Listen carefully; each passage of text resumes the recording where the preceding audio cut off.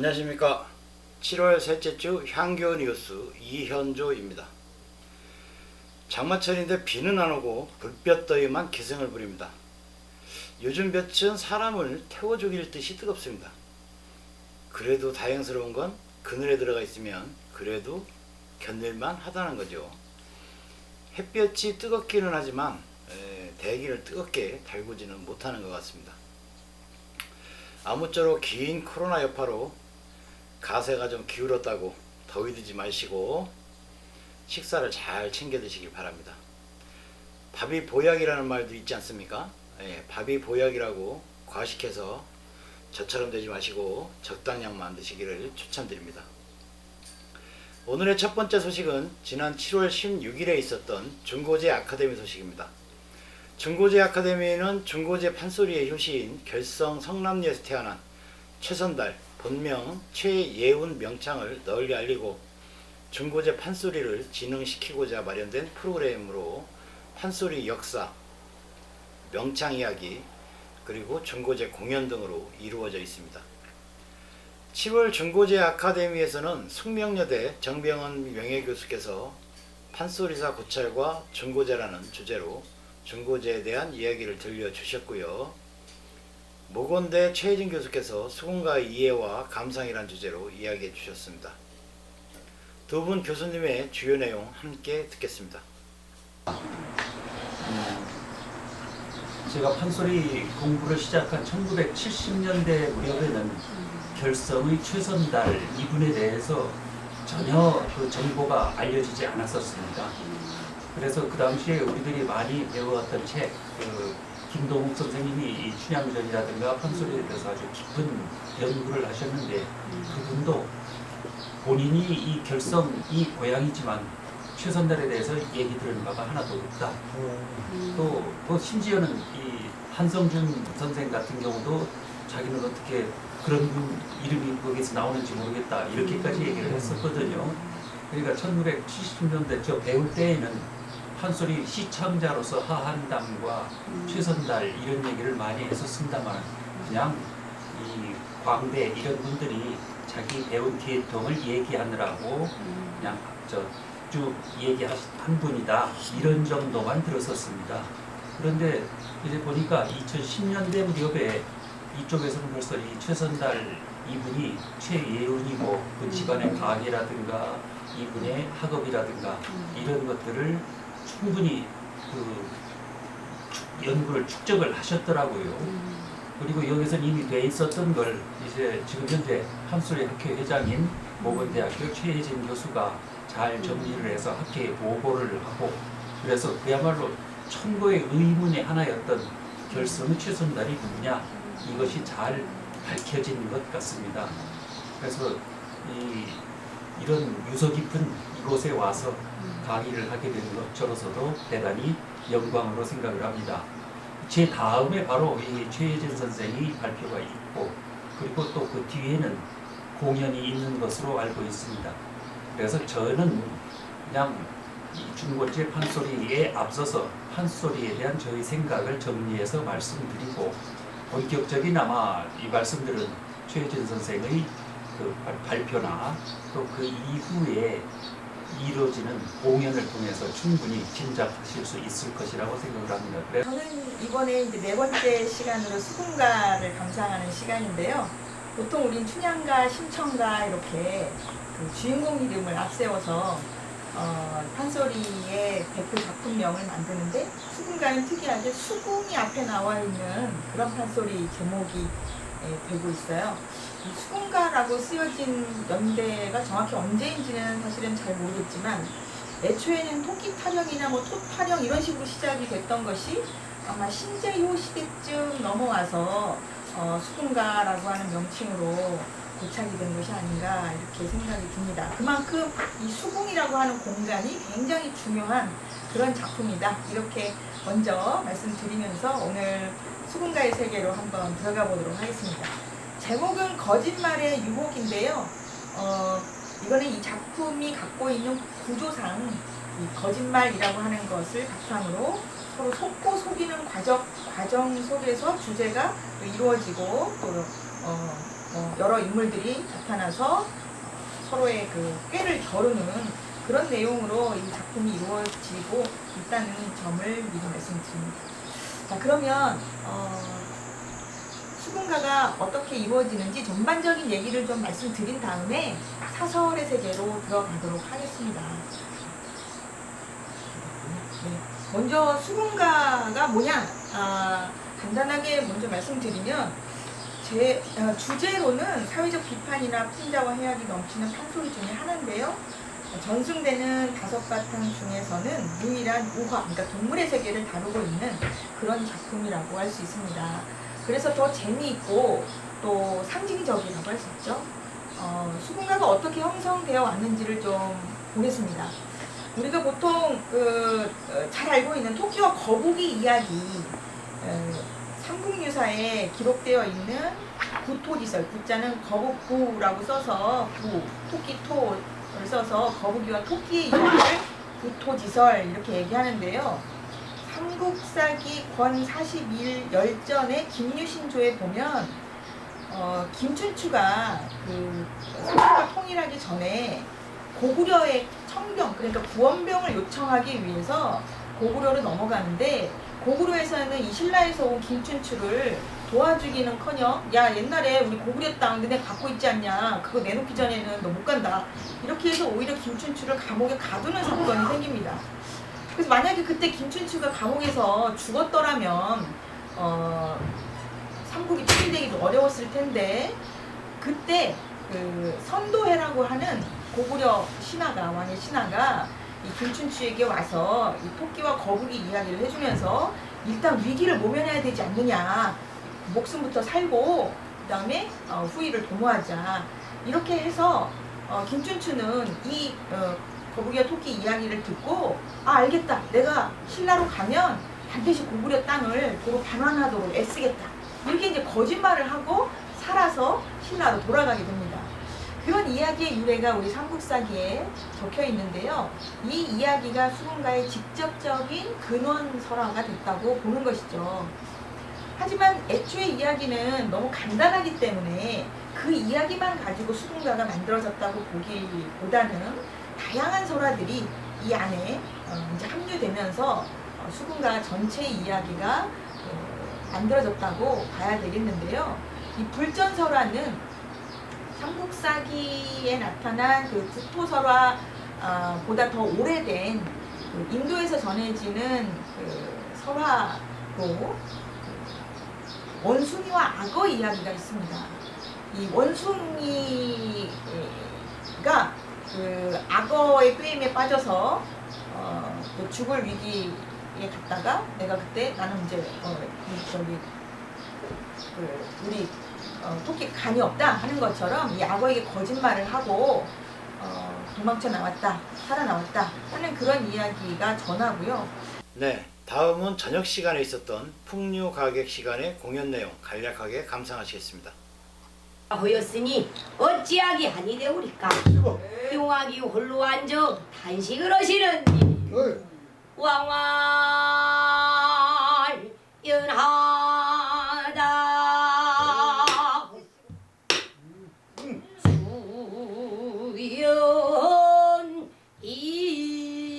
수연이나 장마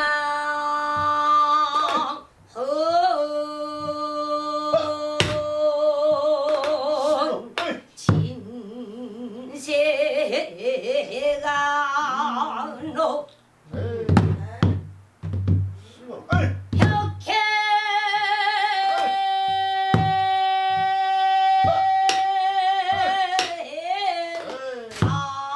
안경 박그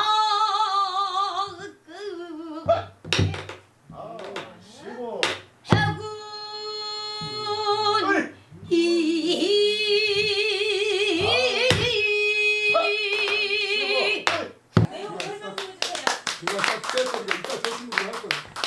그거 말고 제가 좋아하는 대로 한번 해보겠습니다. 우리 선생님이 여기를 멋있게 하시는데 제가 지금 상태가 덜 좋아가지고 흉내만 해볼게요. 우리 소공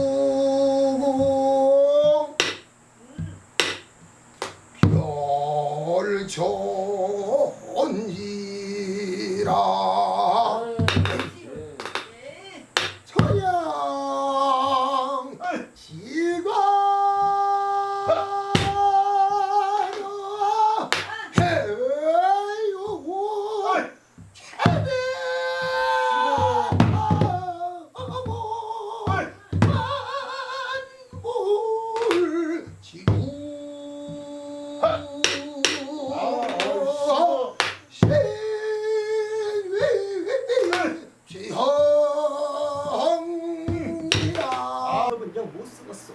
내가 훈련대장 허거되면 그 법은 딱 뜯어 고칠라요. 그날 그리 하시오. 그때여 별주군은 영덕전 너른들의 공손히 복지하여 여짜오되 말리 세상 나갔던 별주부 현신이요. 용왕이 반기여사 수로 말리를 본 사이 다녀왔으며 토끼를 어찌우고 왔는고. 예, 토끼를 생금하여 저 골문밖에 대령하였나이다. 그럼 토끼를 빨리 잡아들이도록 하여라. 허구 영을 내려놓으리. 좌우날돌 근군모조리 술령소 일시에 내달라. 토끼를 내워 쌀지 중앙말리 장성사도 사냥 싸움에 맞춰 싸듯 첩첩이 둘러싸고 토끼들이 저 잡는 것도 영무출사 고적잡는 토끼 토끼를 잡고 이까이놈 토끼니라. 다음은 7월 17일 명륜당 아카데미 소식입니다. 명륜당 아카데미는 배현준 사진작가의 We Are the Best Shot, 이유범 문화재청 문화재전문위원회 문화재 아는 만큼 보인다, 그리고 이현조의 음악 입문 야한 DJ로 구성되어 있습니다. 배현준 사진작가의 사진 이야기 잠시 들어보겠습니다. 이건 아시죠? 다 이렇게 툭 쳐서 이게 나오는 걸 가지고 노출 조정하는 걸 아시죠? 근데 이게 굉장히 중요한 것 중에 하나가 노출을 많이 준다 적게 준다에 따라서 피사체를 우리가 가끔 보다 보면 우리는 이걸 좀 너무 자세히 안 나와도 좋고 좀 단순화시키고 싶은데 이걸 좀 안 나오게 하고 싶은데 라든지 아니면 이걸 좀 어둡게 해가지고 단순화시키고 싶을 때가 있어요. 그러니까 그 마이클 케냐라고 이 캐나다의 유명한 이제 세계적인 풍경 작가가 우리나라에도 자주 와서 전시하고 또 솔섬 찍어가지고 또 그 칼에서 광고 내면서 캐나다 거 자기 거 아니라고 하면서 법정 시비도 걸렸었던 그 풍경사진 작가가 있는데 그의 사진도 보면은 풍경사진이 아주 막 흑백으로 좀 그 대비가 강한 사진들이 많아요. 그러면은 어두운 부분들이 시커멓게 나오는 거죠. 파나처럼. 그러면은 보는 또 그런에도 불구하고 보는 느낌은 아주 분위기 있게 오기도 해요. 그러면 핸드폰으로 그런 건 찍기가 어렵잖아요. 핸드폰은 지가 알아서 평균 내가지고 보여주니까 노출을. 근데 노출을 좀만 이렇게 탁 터치해가지고 노출을 낮춰본다 이거죠. 마침 분위기가 달라져요 사진이. 아니면 노출을 또 오버시키면 이게 달라졌어요. 이게 그런 부분도 찍을 때 좀 내가 의도적으로 찍어봐도 좋다 이거죠. 그래서 이제 처음에 이렇게 우리가 이미 배웠다시피 이렇게 터치를 하면은 여기에 이제 이런 원과 열쇠가 있잖아요. 그리고 밑에 이렇게 이것이 좌로 가면은 노출 부족이고 우로 가면은 노출이 이제 오버가 되는 거죠. 그리고 이걸 고정시켜놓으려면 여기를 탁 이 열쇠를 툭 두드리면 잠깁니다. 그리고 이제 그 상태에서 계속 유지가 되는 거죠. 조정도 되고요.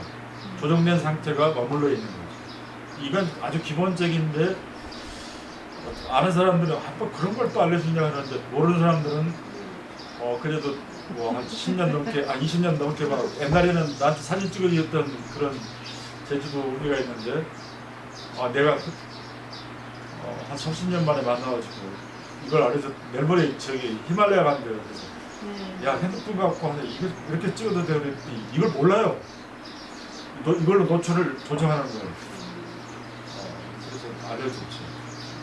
노출 조절을 하는 게 굉장히 중요해요.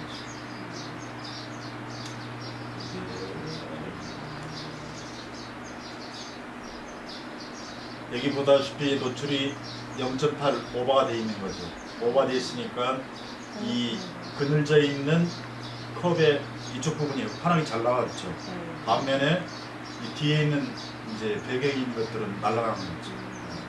그러니까 이건 이제 자기가 편한 대로 하는 것인데 이걸 잘 조절할 필요가 있어요. 그렇죠? 그리고 밑에 보면은 이제 그 카메라 밑에 보면은 더보기가 있잖아요. 네, 더보기 들어가고 더보기 밑에서 프로 들어가고 프로에서 이제 밑에 보면은 이제 이 EV라고 하는 것이 EV라는 게 이게 노출 아닙니까? 그렇죠? 그리고 결과물이 나왔을 때 찍었는데 찍은 것을 이제 딱 돌려놓고 보면은 필터 부분에 마이 필터에 가면 흑백 전환이 있잖아요. 네. 대부분 이렇게 해야지 보내주십시오. 사진을 흑백으로 전환시키면 다 흑백으로 전환이 되니까. 다음은 달라진 사업 소식입니다. 달라진 소식은 행사 진행에 도움이 되는 행사 물품 구매에 관한 내용입니다. 우선 강사용 탁자가 원래 2개를 구매했으나 하나는 다른 용도로 사용하느라 토크쇼를 진행할 때 강사용 탁자 하나만 사용하고 진행자는 탁자가 없이 찬밥 대우를 하던 기행을 바로잡기 위해 다른 용도로 사용하던 강사용 탁자를 진행자에게 돌려드렸습니다. 그리고 음향 및 영상 녹화 장비용 탁자를 구매해서 깔끔하게 폼나게 정리를 했습니다. 지금 보시고 있는 이 탁자 안 보이실라나요? 카메라? 예. 요거 하나 더 구매해서 2개를 나란히 붙여놨습니다. 예. 그리고 음향 장비를 음향 및 영상 녹화 장비용 탁자 폼나게 정리를 해 놓으니까 요즘 영상 녹화를 대신하고 있는 신현수 팀장이 무지 좋아합니다. 이제는 시키지 않아도 행사가 시작되면 자기가 알아서 자리가 남습니다. 다음은 새로운 드론 구매 소식입니다. 2023년 태안양교 문화재 활용 사업이 선정될 것을 대비해서 기획팀의 신현수 팀장과 이혜진 대리에게 드론 교육을 시키기 위해 기존에 사용하던 드론을 내주고 새로운 드론을 하나 구매했습니다. 신형이라 그런지 기존 사용하던 것보다 작고 가볍고 화질과 성능도 더 뛰어납니다. 요건 사비로 구입했습니다. 다음은 이동형 음향 장비입니다. 이정록의 문학 토크쇼가 지난 6월에는 천안 소중예문학관에서 외부 진행이 되었고 이번 7월 29일에도 천안 신불당 아트센터에서 외부 진행될 예정이죠. 지난 6월 소중예문학관 진행에서 영상의 오디오가 너무 엉망이어서 영상을 사용할 수 없을 정도였죠. 그래서 이번에 이동형 음향장비 세트를 구매했습니다. 또한 이제 내년에 태안양교 문화재 활용 사업이 선정될 경우 태안양교에 음향장비가 없어요. 그래서 가지고 다니면서 사용하려고 두루두루 사용하기 위해서 거금을 들여 구매 결정을 하게 됐습니다. 역시 자산성 물품이기 때문에 사업비가 아닌 사비로 구매했습니다.